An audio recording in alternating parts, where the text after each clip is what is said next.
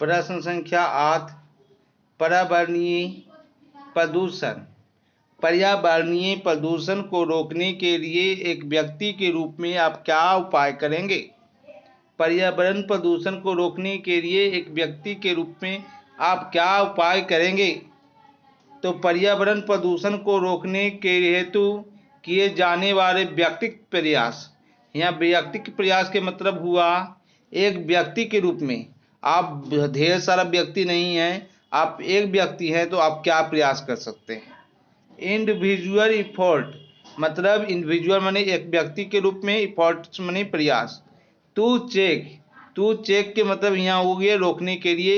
Environmental pollution माने पर्यावरण प्रदूषण। इन्वायरमेंटल पोल्यूशन मतलब पर्यावरण प्रदूषण।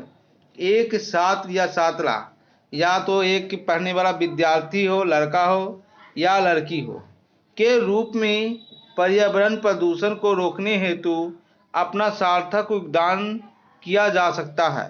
वो चाहे तो उसके जरिए पर्यावरण में सार्थक, जिसका अर्थ हो यानी कुछ किया और उससे पर्यावरण प्रदूषित होने से बचा, किया जा सकता है, योगदान दिया जा सकता है।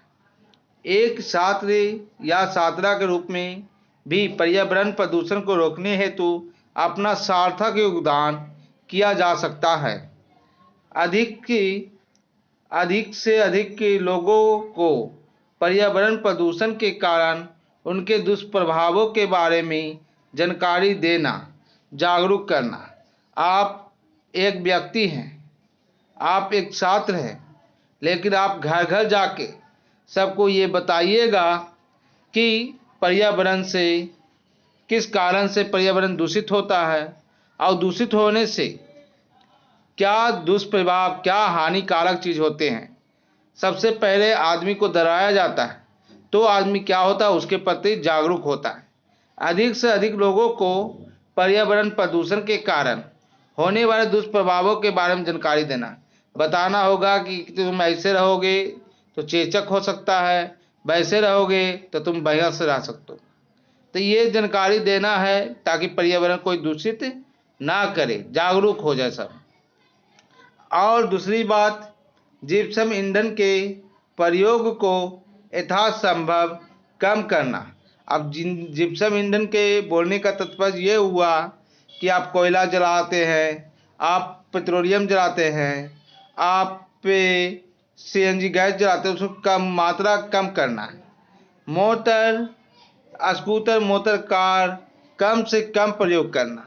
ये सब जो है मोटर कार, मोटरसाइकिल, ये सब प्रदूषण, धुआं देता है, प्रदूषित होता है पर्यावरण, इसका कम से कम उपयोग कर सकते हैं।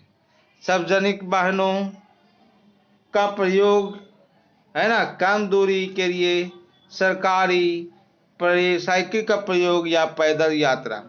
अब कह रहा कि सार्वजनिक वाहनों जिसमें पूरी दुनिया, पूरी जनता सफ़र करती है, उस वाहन का प्रयोग करना, ताकि अभी मान लो कि 100 आदमी हैं और 100 आदमी 100 हीरो होंडा चला रहा है, तो 100 जगह से धुआं निकलेगा।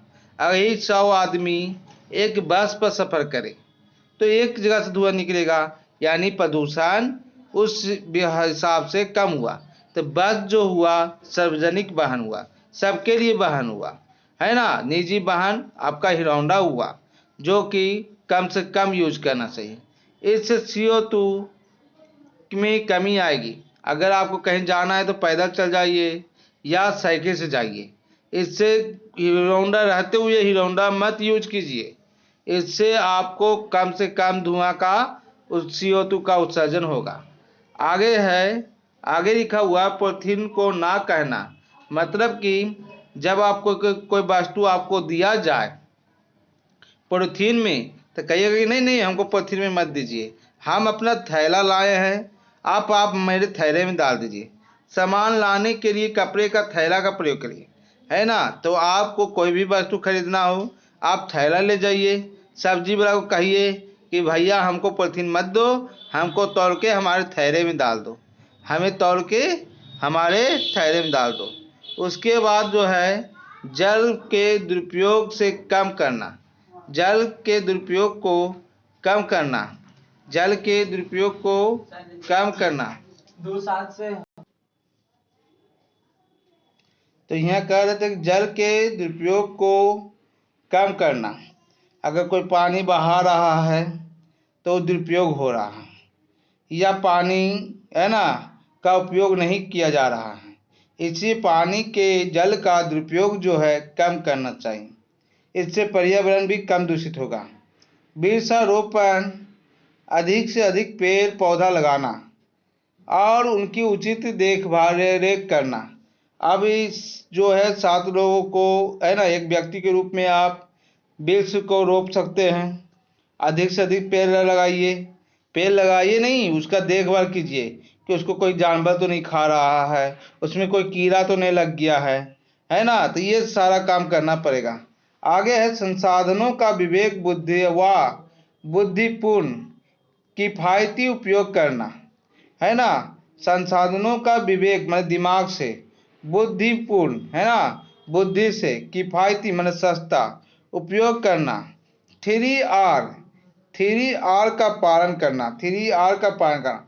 अब ये 3R क्या है?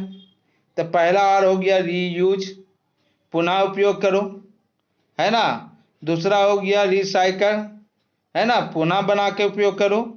और तीसरा हो गया रिड्यूस, है ना, दुरुपयोग कम करो, कमी लाओ। जैसे आपका रीयूज में आप पानी से निहा लिए, अब निहाया हुआ पानी को आप जो है लैट्रिन या बाथरूम में जमा के लिए डाल दीजिए, तो ये हो गया रीयूज।